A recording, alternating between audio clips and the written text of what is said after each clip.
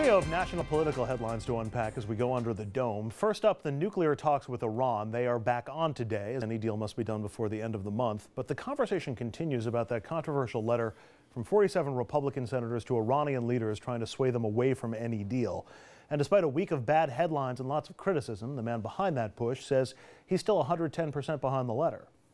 No regrets at all. And if the president and the Secretary of State were intent on driving a hard bargain, they would be able to point to this letter and say, they're right. No regrets either from a likely presidential candidate, but Rand Paul says he still supports the letter because it helps President Obama. Paul saying the Republican threat/warning gives the president a stronger position to negotiate from. Let's start with the Rand Paul aspect on this first. Does anybody believe that he actually signed on to support the letter to give the president more leverage in negotiating with the deal? No. That is so convoluted. I can't even, although, you know, it's Rand Paul, who knows, but I don't know. I don't know, but, but in terms of the letter itself, I wouldn't have signed on. I don't think it's a good idea, but I really do believe the president bears some responsibility here. The Constitution says these have to be vetted through the Congress, and even if it didn't, in best form, he should get some feedback from them. So I think he opened himself up to this. He is going to need Congress's approval to roll back the sanctions, correct? Let's say they work out a deal. He can't just unilaterally end the sanctions. Guys, you have a group of elected officials negotiating with a foreign government on the side.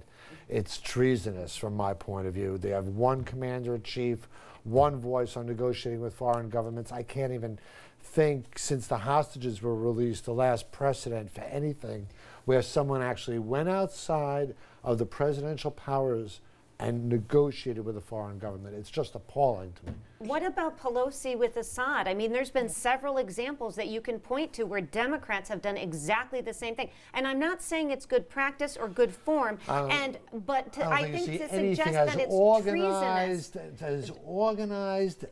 Oh, yeah, it was absolutely it's an organized conspiracy. And listen, it's an Congress people do it all the time. They go over to foreign countries but this is and they an make organized a case. Conspiracy. And look Look at what Newt Gingrich said when it happened. Look at what Newt Gingrich said. He said the same thing. This is treason. It shouldn't be done. And yet the Democrats did it. I'm not defending what the Republicans did. I'm just saying that everybody does it. I think degrees matter here, and everyone doesn't do it. Everybody does do it. Both sides do it. I think one trip going over and having a discussion is not an organized What about a letter to Noriega? What about a letter to Noriega that undermines the Bush administration? It's not a letter with 47 Democrats signing on. So you're dealing with one person who makes a trip. You're not talking about essentially. No, the letter was signed by many Democrats, in fact. Well, but when Pelosi went, but she was speaking for the whole Democratic situation. Let's be honest. But she didn't give them an opportunity to say we're going to sign or we're not going to sign on. I think that they're both wrong. I think that you're right. The Democrats did do it, but I think it's improper. And when you start to do that, you start to really beg the question: who are you negotiating with? Is it the president, or are you negotiating with Congress? It's also going to be fascinating in the next chapter. If the Israeli elections are tomorrow, and if Netanyahu loses, like some people are saying that he's going to, and a government comes in with we'll call a softer position against Iran, does that change the GOP rhetoric when it comes to dealing with Iran? Because it's never been about supporting Netanyahu or opposing Obama. It's always been about supporting Israel. So, but remember, even if he loses, he still may not be out because of the coalition government. That's true. Yeah. And we thought we had a convoluted governmental system in the United States. And he's done that before. You lose the election, and you still. Speaking of convoluted governmental systems, we get now to the woman who would be Attorney General. U.S. Attorney Loretta Lynch, who serves Brooklyn and Long Island, has now been waiting more than 4 months for Senate approval, and she just hit another speed bump on her path to the Justice Department. Senate Majority Leader Mitch McConnell says no vote on Lynch until the Senate deals with an anti-trafficking bill. Problem is that bill contains language that will restrict federal funds for abortion, and Democrats have promised to filibuster it. But here's the irony on Lynch. Most Senate watchers think she will get enough votes to pass once the vote happens, but Republicans want to delay or block her as long as possible because many think she's been unwilling to criticize or is too similar to current Attorney General Eric Holder. But until Lynch is confirmed, the Attorney General will continue to be that very same Eric Holder. And Mayo, I see you laughing. Can you recall any objection like this to an incoming Attorney General? No, I can't. And I think that it's really ironic because in the protest, you are making sure that the person that's most objectionable to the Republican stays there, possibly indefinitely at this rate. So It seems also clearly it's not about trafficking. Okay, it's all about the abortion provision that's in that bill, which the Democrats claim they didn't have time to read. It's 64 pages, so it's not that deep. But it's clearly about something other than what it appears to be. This just appears to be about holding off the vote as long as possible, where McConnell seems to be boxing in or trying to box in Democrats on this abortion language.